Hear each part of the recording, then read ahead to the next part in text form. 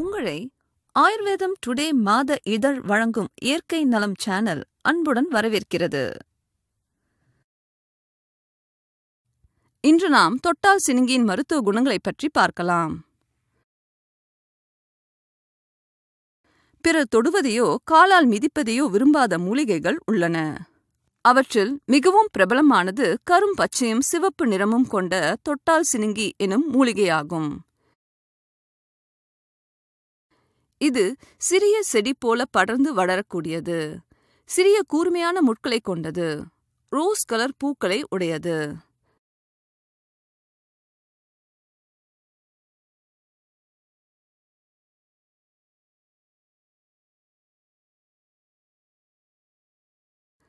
தொட்டால் சினுங்கி பெரும்பாலும் வெப்ப பிரதேசங்களில் வளரக்கூடியது. இது இந்தியாவில் மேற்கு கடலோர பகுதிகளில் அதிகமாக காணப்படுகிறது.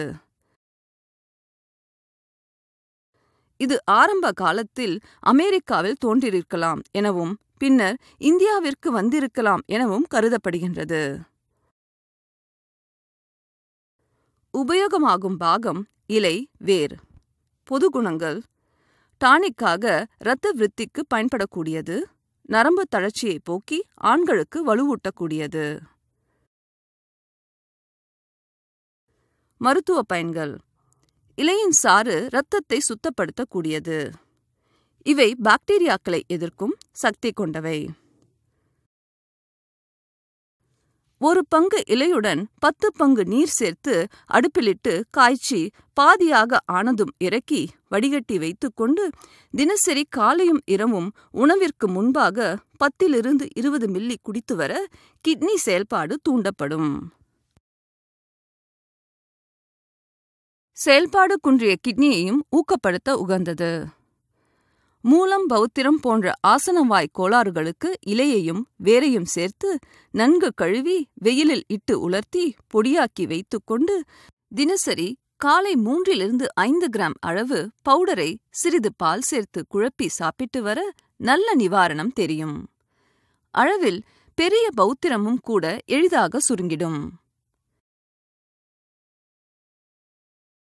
விரை வீக்கத்திற்கு இதன் இலைகளை மைப்போல் அரைத்து பற்று போட்டு வர வீக்கம் குறையும்.